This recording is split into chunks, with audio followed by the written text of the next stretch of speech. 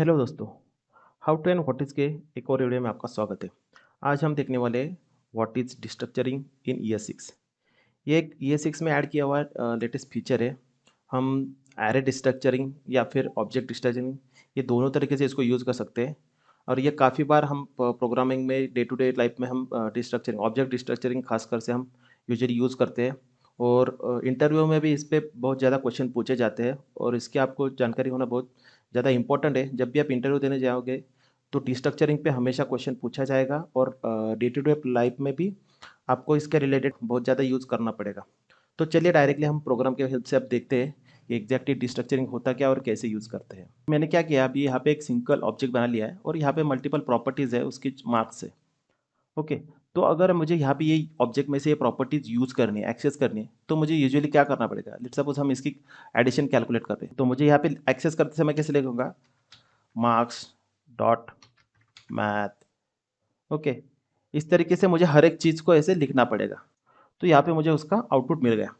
तो अभी इस केस में क्या है कि आउटपुट मिल गया, लेकिन हमें क्या है यहाँ पे जब भी एक्सेस करना है तो हमें उसको marks dot math, marks dot English ऐसे लिखना पड़ रहा है।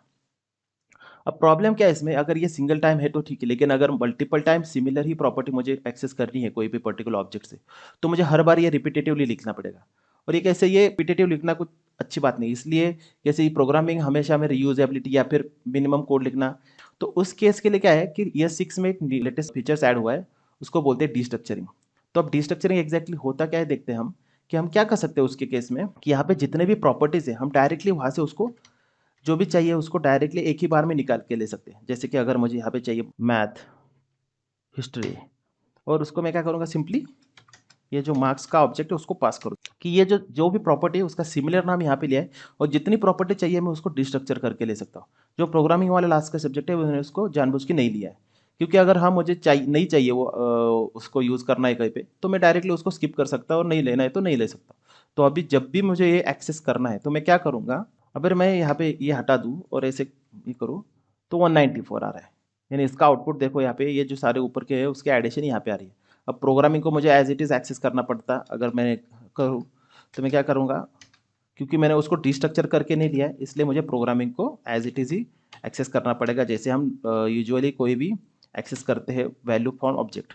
अब यहाँ पे देखोगे तो ये प्रोग्रामिंग उस पर ऐड हुआ तो ये हो जाएगा। अब इस केस में और एक हम जो कर सकते हैं, अभी मैं यहाँ से इसको भी हटा देता हूँ। डिस्ट्रक्चरिंग और एक हमें फैसिलिटी प्रोवाइड करता है कि हम ये जो है उसको एलियास नेम दे सकते हैं। लेट सपोज मुझे क्या है, ये नाम मैंने यहाँ पे नहीं है, मुझे कुछ अलग नाम देना है, तो मैं यहाँ पे क्या करूँगा सिंपली, तो अभी मुझे यहाँ पे एक्सेस करने के लिए उसको क्या करूँगा, सिंपली मैथ मार्क्स ऐसे लिख दूंगा। तो ये सिमिलर एडिशन मुझे एज इट इज मिल जाएगी। यानी मैं क्या करा, उसको एक एलियास नेम दिया जो भी उसको यानी रेफर करेगा कि जो भी मुझे नाम, अगर उस प्रॉपर्टी में कुछ नाम है उसको मुझे कुछ अलग नाम देना है यहाँ पे, तो मैं उसको वैसे भी कर सकता हूँ। अब यहाँ पे क्या है कि जितनी प्रॉपर्टीज मैंने डिस्ट्रक्चर करके ली थी तो वो वहाँ पे आ गई।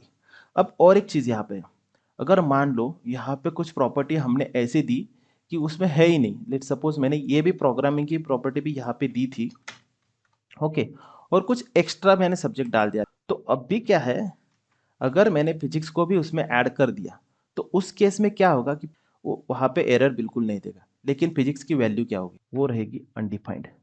क्योंकि क्या है, जावास्क्रिप्ट में हमेशा कभी भी यहाँ पे उस अगर मेमोरी अलोकेट होती है तो उसको बाय डिफॉल्ट जो वैल्यू असाइन होती है वो रहती है अनडिफाइंड।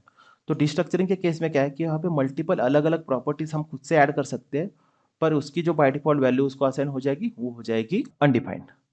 अब उसके बाद और एक जो इंपॉर्टेंट चीज मैं यहाँ पे आपको दिखाने वाला हूँ वो है, एक वीडियो में सिखाया कि स्प्रेड एंड रेस्ट ऑपरेटर। तो हम यहाँ पे जो रेस्ट ऑपरेटर है वो भी यूज कर सकते हैं। अब रेस्ट ऑपरेटर के रिलेटेड का वीडियो मेरे इस चैनल पे देख सकते हो, मैं उसको कार्ड बटन में भी ऐड कर दूंगा। तो आप देखते हैं रेस्ट ऑपरेटर हम यहाँ पे एग्जैक्टली यूज कैसे कर सकते हैं। मान लो यहाँ पे मेरे यहाँ पे चार प्रॉपर्टीज है। अब मैंने क्या किया, यहाँ की मुझे सिर्फ यहाँ पे एक ही प्रॉपर्टी लेनी है, तो बाकी की प्रॉपर्टी में क्या कर लूंगा, उनको रेस्ट रेस्ट ऑपरेटर है, रेस्ट ऑपरेटर से सब्जेक्ट के अंदर वो बाकी की वैल्यू उसमें आ जाएगी। तो यहाँ पे देख सकते हो कि ये जो वैल्यू है, जो प्रॉपर्टीज है, उसका एक यहाँ पे न्यूली एक ऑब्जेक्ट क्रिएट होता है और उसमें वो वैल्यूज उसको मिल जाएंगे। अब यहाँ पे आपको देखना है तो उसका हम टाइप ऑफ देख सकते हैं, टाइप ऑफ सब्जेक्ट है ऑब्जेक्ट, इसका न्यूली एक ऑब्जेक्ट क्रिएट हो गया है और वहाँ पे उसको डिस्ट्रक्चर हो गया है। रेस्ट से क्या होगा, जितनी भी value rest of the values है वो वहाँ पे डायरेक्टली अवेलेबल हो जाएंगे। यहाँ पे अगर मैंने अलियास नेम लिया फिर भी इसको मैंने ये यूज किया यहाँ पे ये करने के लिए, तो वहाँ पे उसको वो एरर दे देगा, क्योंकि उसको पता नहीं कि वो वैल्यू वहाँ पे है या नहीं है, क्योंकि हम उसको एलियास नेम दिया है, यानी उस नेम से वहाँ पे वो एक वेरिएबल क्रिएट हो जाएगा जो कि हम कहीं पे भी एक्सेस कर सकते। लेकिन हम जो ऑलरेडी नेम था वो वहाँ पे यूज़ नहीं कर सकते एक बार अगर हमने उसको एलियास नेम दे दिया। अगर मैंने ये हटा दिया तो एलियास नेम हटाने के बाद हम उसको यूज़ कर सकते, तो वो एरर नहीं देगा। इसके बाद जो हम देखने वाले हैं वो है एरे डिस्ट्रक्चरिंग। अब सिमिलर वे से जैसे ऑब्जेक्ट डिस्ट्रक्चरिंग है वैसे ही एरे डिस्ट्रक्चरिंग भी है, तो अब वैसे ही वर्क होगा। यानी सिमिलर वे से हम क्या कर सकते हैं, यहाँ पे अगर मुझे ये यहाँ पे एक मैंने एरे डिक्लेयर किया है, तो यहाँ के अगर मुझे एक्सेस करनी है वैल्यू, तो मुझे यूजुअली क्या करना पड़ता था, AR ऑफ 0 या फिर AR ऑफ 0 1 2 3।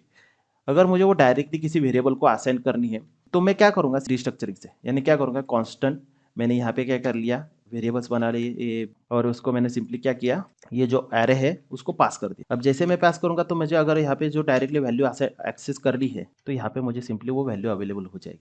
तो इस केस में क्या हो रहा है, वो डायरेक्टली जितनी भी वैल्यूज है, अब देखो मैंने यहाँ पे सिर्फ 3 ही वैल्यू ली है और बाकी की जो वैल्यू उसने इग्नोर कर दी।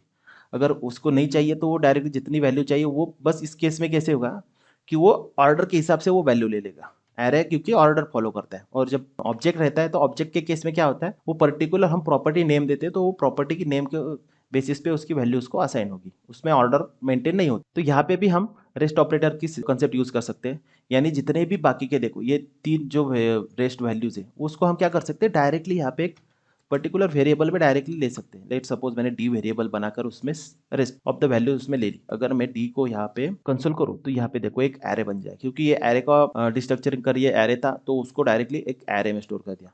हम जैसे प्रीवियसली हमने उसको ऑब्जेक्ट में था तो उसके एक उस उतनी प्रॉपर्टीज का उसने एक नया ऑब्जेक्ट हमें रिटर्न किया था। तो इस तरीके से अभी हमें क्या करना है कि डी के अंदर की वैल्यू हम यहाँ से डायरेक्टली ले सकते हैं, जहाँ पे भी अगर मुझे एरे मेंटेन करना है और बाकी की वैल्यू निकाल के लेनी है तो इस तरीके से हम उसको एक्सेस कर सकते हैं। तो ये बेसिकली है डिस्ट्रक्चरिंग ऑफ एरे एंड ऑब्जेक्ट। अगर आपको ये वीडियो पसंद आया तो इस चैनल को सब्सक्राइब कीजिए, वीडियो को लाइक करें, शेयर करें। तब तक के लिए बाय बाय।